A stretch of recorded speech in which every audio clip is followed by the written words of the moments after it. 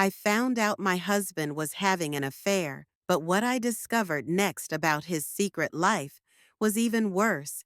And then came the shocking twist. Okay, I've been debating whether or not to share this, but here it goes.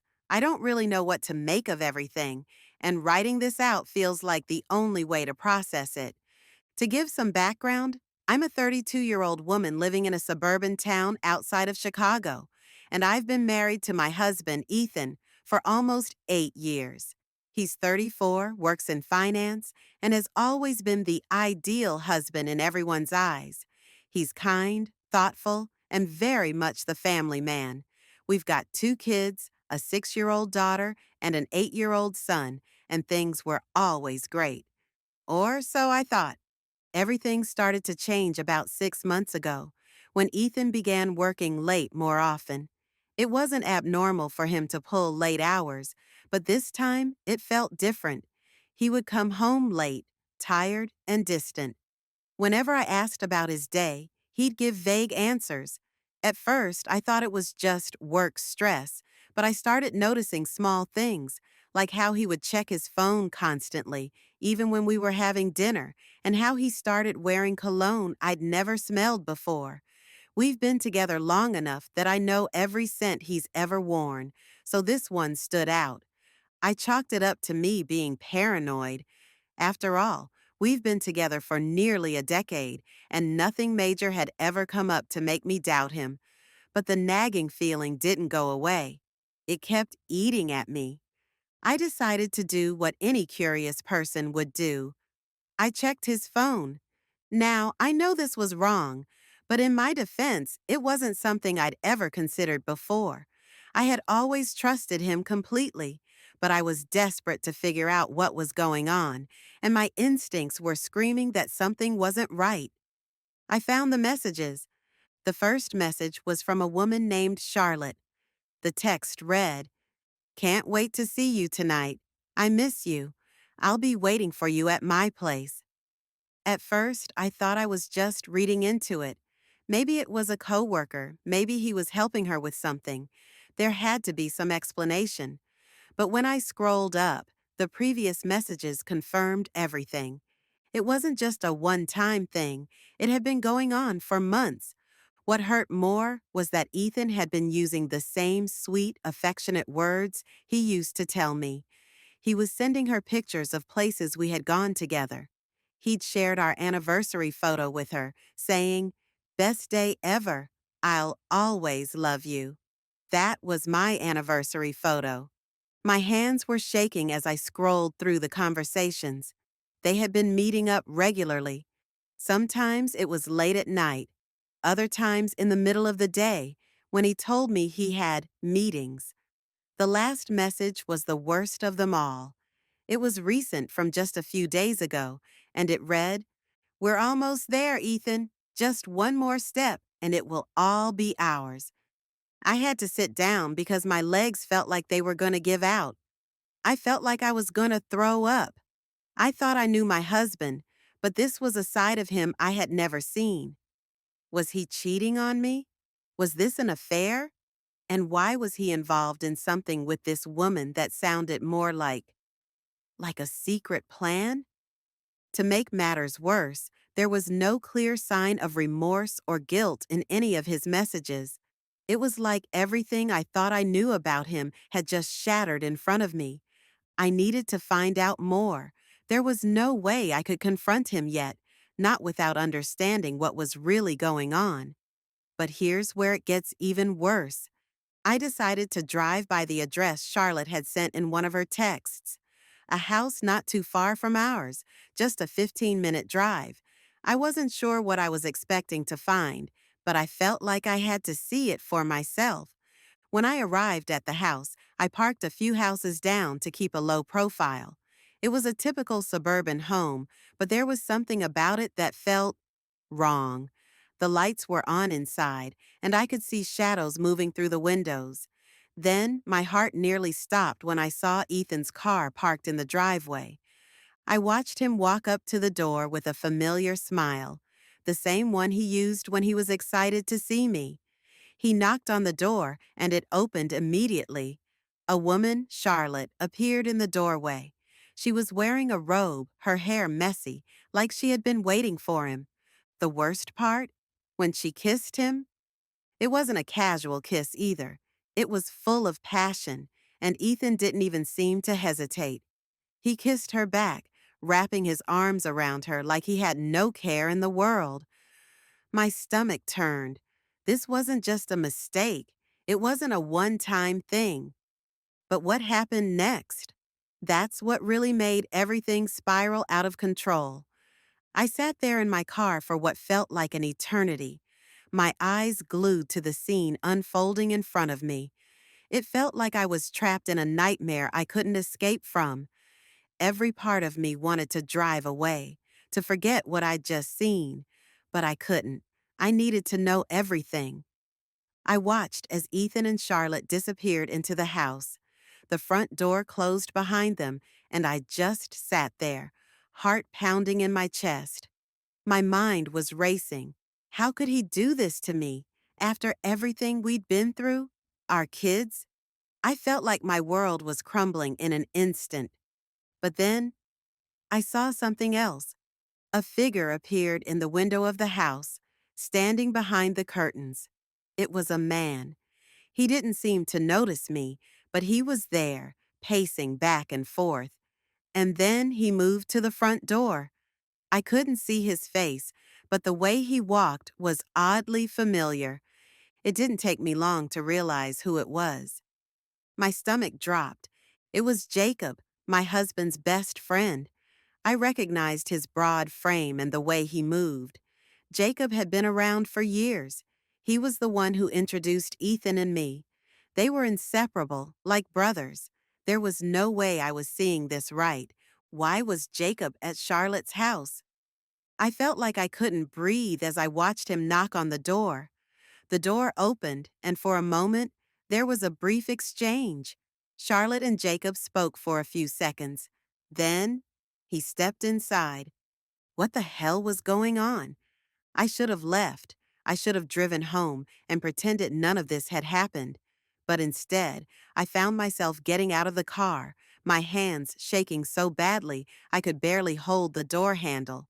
My feet carried me instinctively, as if my body was on autopilot. I didn't know what I was going to do, but I had to figure out what was happening. I couldn't just sit there anymore. I walked down the block, my heart in my throat. The closer I got to the house, the more my body started to tremble. I had to know if I was losing my mind or if I was witnessing something far darker than I could imagine. Then I did something I'm still not sure was a good idea. I decided to peek in through the window. I crouched behind a bush near the front yard, just low enough to see through the curtains of the living room window. I couldn't believe my eyes as I saw Ethan sitting on the couch. But what made my heart stop wasn't just that he was there. Jacob was sitting next to him, and Charlotte was standing between them, laughing. And then, the shocking part, Charlotte leaned down and kissed Jacob. Not just a friendly kiss on the cheek, but a deep, passionate kiss. At that moment, I felt like the world had fallen out from under me. What the hell was going on? Why was Ethan there, sitting like it was the most normal thing in the world, while his best friend and his mistress were making out in front of him? I felt dizzy. I couldn't think. Everything I thought I knew about my husband, about our marriage, was disintegrating right in front of me.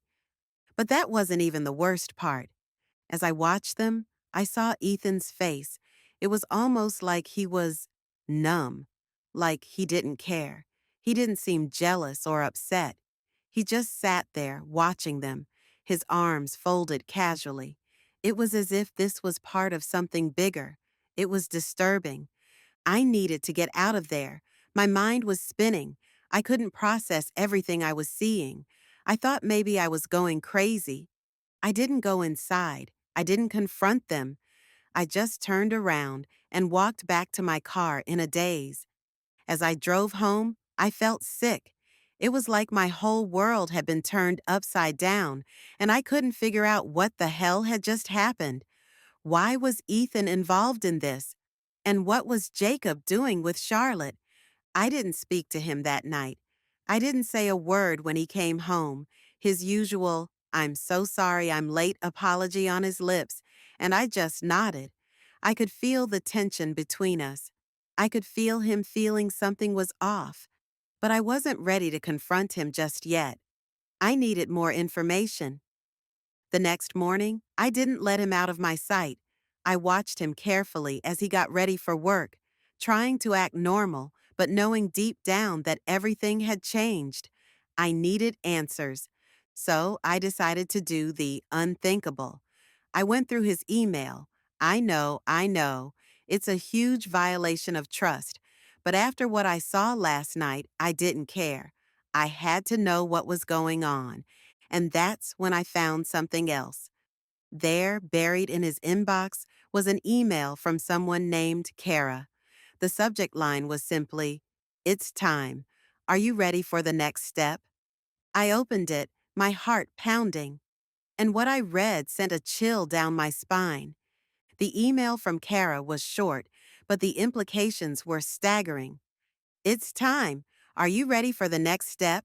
The plan is in motion. Meet me tonight. Don't forget the instructions. We can't back out now." I stared at the screen, my head spinning.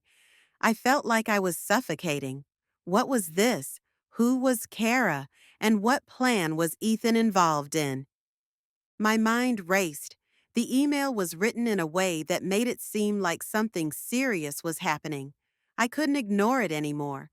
Whatever, I decided to confront him, but this time, it wasn't going to be the way I had planned. I couldn't just accuse him of cheating. I had to know the truth, and I wasn't leaving until I did. I waited until that evening when Ethan came home. He was tired, like usual, and tried to kiss me on the cheek. I pulled away, my mind still racing from the discoveries I had made earlier. He looked confused. "What's wrong, babe?" he asked, sensing the change in my tone. I didn't beat around the bush. "Who's Kara?" His face immediately dropped. His eyes widened for a split second before he quickly composed himself. "What are you talking about?" I didn't flinch. "Don't lie to me. I saw the email. I saw Charlotte at the house. I saw Jacob with her. What is going on, Ethan? What is this next step you're talking about?" His face went pale. I saw his breath catch in his throat. For a moment, I thought he might deny it, but then he just sat down on the couch, running a hand through his hair. He didn't say anything at first. The silence was unbearable. Finally, he spoke. "You don't understand," he said, his voice low. "You never understood. It was never just about us. It was never just about me and you." I could feel the blood draining from my face. What was he talking about? This was so much worse than I had imagined. "You need to know the truth," he continued, his eyes downcast. "I never meant for it to get this far." I felt like my heart was going to stop. "What the hell are you talking about, Ethan?" He took a deep breath. "It's not what you think. It's not just cheating. It's, it's a business, an operation, something bigger than both of us." I stood frozen, the words not making sense in my head. "What are you saying? A business? An operation? Are you involved in crime?" He shook his head. "Not exactly. It's a project. Something I've been part of for a while now. The plan with Charlotte and Jacob, they're all part of it. The email from Kara. She's the one organizing everything. It's a whole network, a system." His voice trembled, his eyes darting nervously. "We've been doing it for years. It's about control. It's about power." I felt a chill run down my spine. "What are you talking about? Who are you working with?" His face twisted with a mixture of fear and regret. "You wouldn't understand, but the bottom line is this. Charlotte, Jacob, Kara, they're all part of a bigger scheme. I've been using my position at work to manipulate things behind the scenes. And when you saw me with Charlotte and Jacob, I was just following orders. Orders? My voice shook. What orders? What the hell are you involved in? He looked at me with haunted eyes. I'm part of a corporate espionage ring, Emma.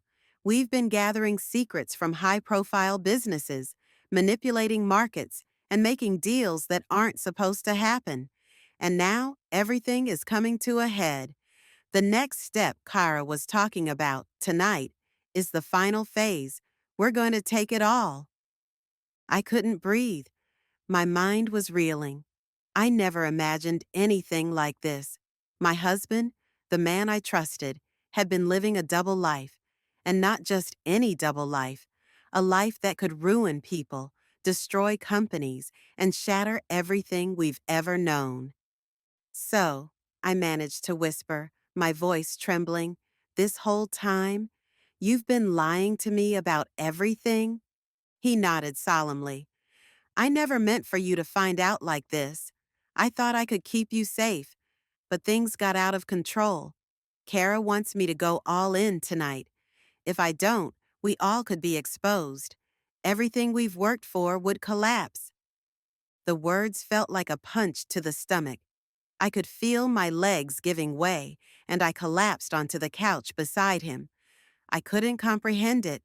My whole life had just unraveled. But then, just when I thought things couldn't get worse, my phone buzzed.